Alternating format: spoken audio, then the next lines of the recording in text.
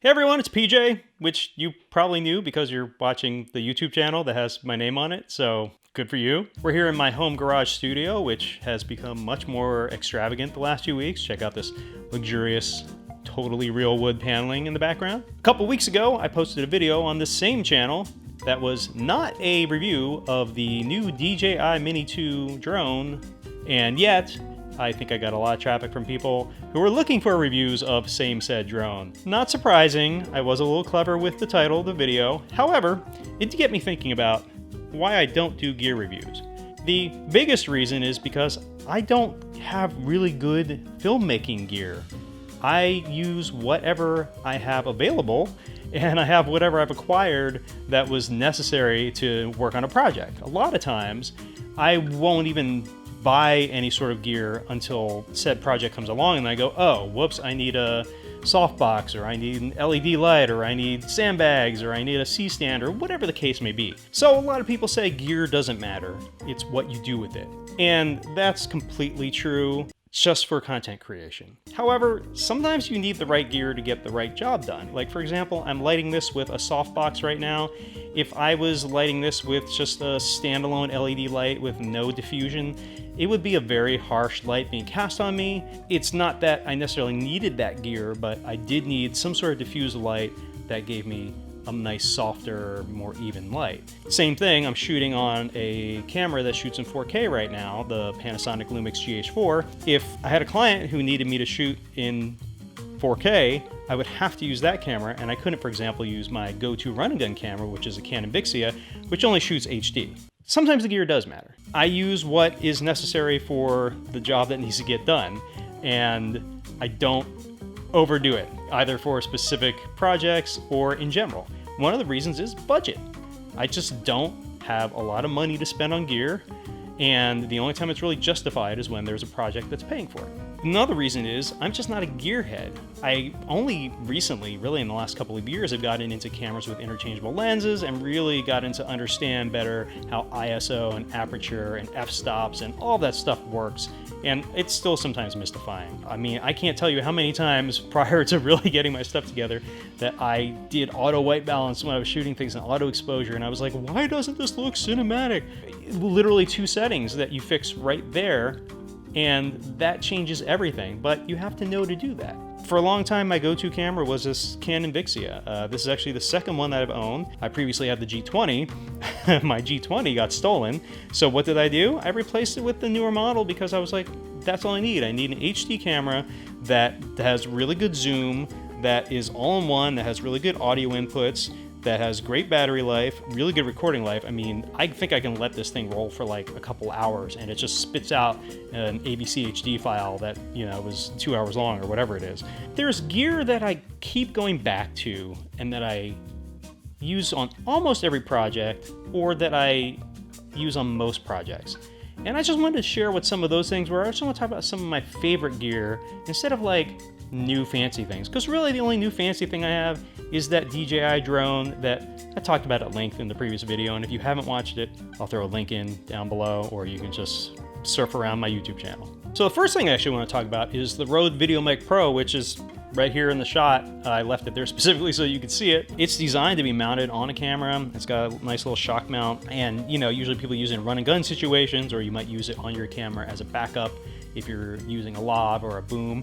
But I actually used it as a boom in a lot of projects, including obviously right now, and I really like the results I get from it. I've shot scenes out on streets where, you know, you would expect that you'd pick up a lot of ambient sound, but we actually recorded dialogue really well. The only time I don't use it is usually if I'm getting the audio through a lav, and I have a nice pair of wireless lavalier microphones, but I use this.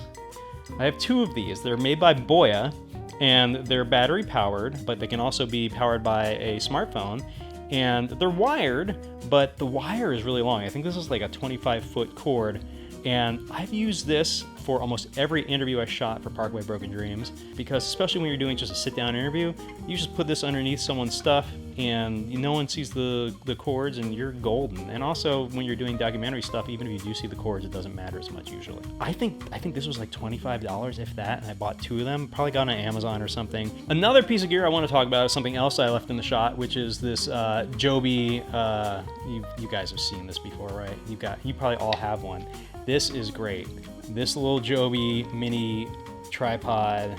It's got the, bendable, adjustable legs on it. You can wrap it around things. You can get it to fit into weird corners. It's got a really nice ball head that's very smooth, but also very strong.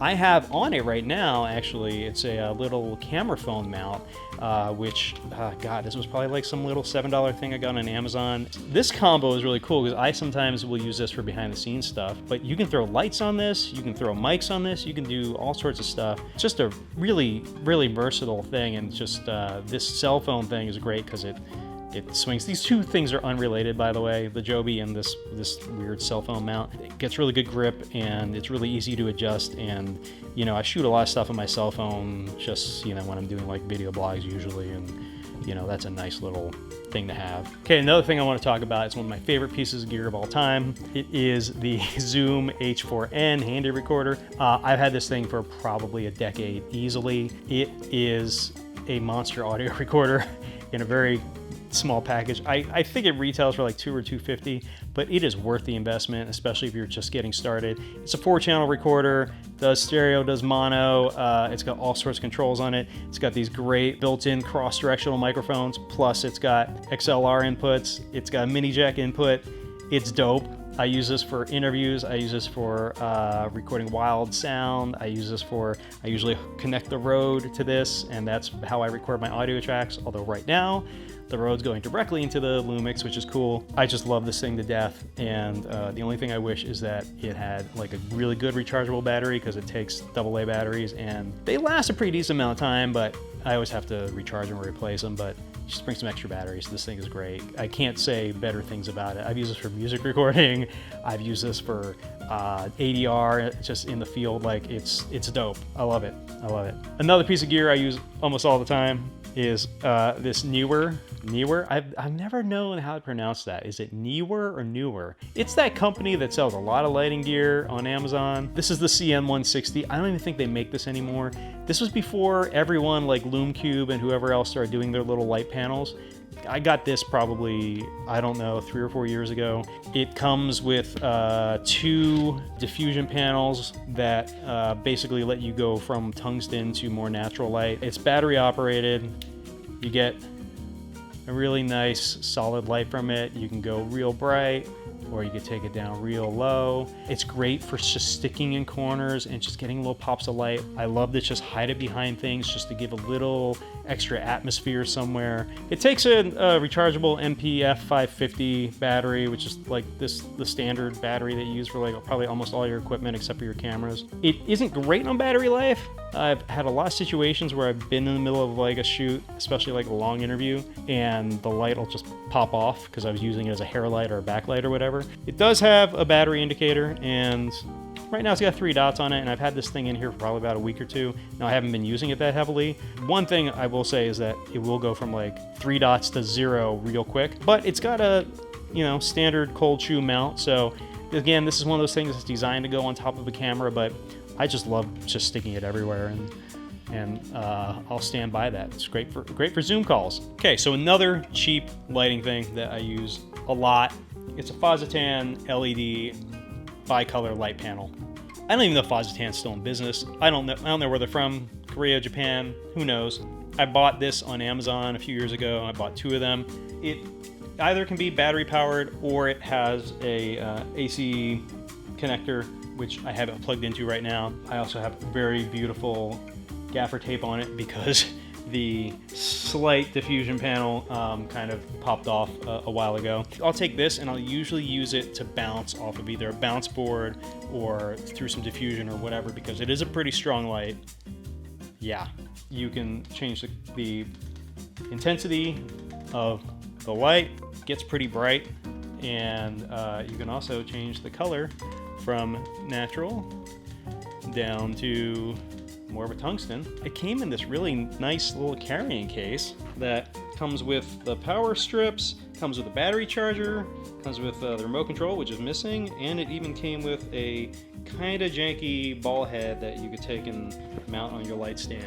All in all, a pretty good package. I don't remember what the heck I paid for it. I just know that it was pretty cheap, and I use these fairly frequently. Again, usually bouncing them off of something because they're really intense, although I guess I could just like put this on in the background here and you know, you get that really cool LED in the background look that everybody loves to do these days. I'm not gonna do that because that seems kind of douchey.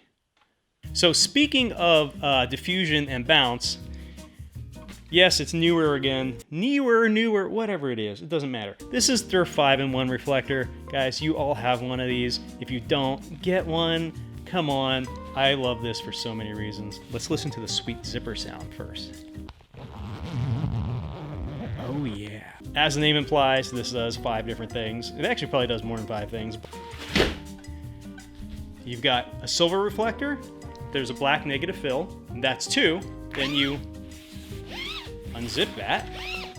Inside you've got a nice diffusion sheet, which I used with those Fauxetan panels all the time. It just shine some light through, make it real nice and soft. And then if you flip over the material, you've got your white bounce and a gold reflector. The trick with the 5-in-1 is to be able to get it back into the shape to put it away, which I've mastered over the years. The last piece of gear I want to talk about today is my Manfrotto travel tripod. I love this thing. I actually use it as my primary tripod for most of my projects.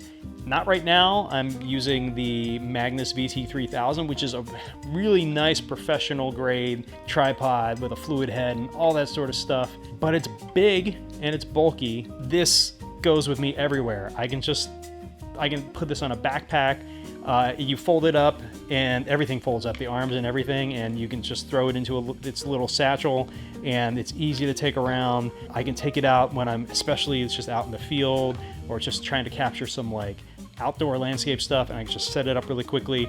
It's like a mini tripod, but then it's got 4 levels of extension on the legs. It's got a really nice smooth head. It's got a quick release plate. Like, it has everything that you need, and I don't think it costs that much. I want to say I got it for maybe 60 or 70 bucks at Best Buy, actually. I love this thing. It doesn't look impressive, but it's just so convenient and just a nice little thing.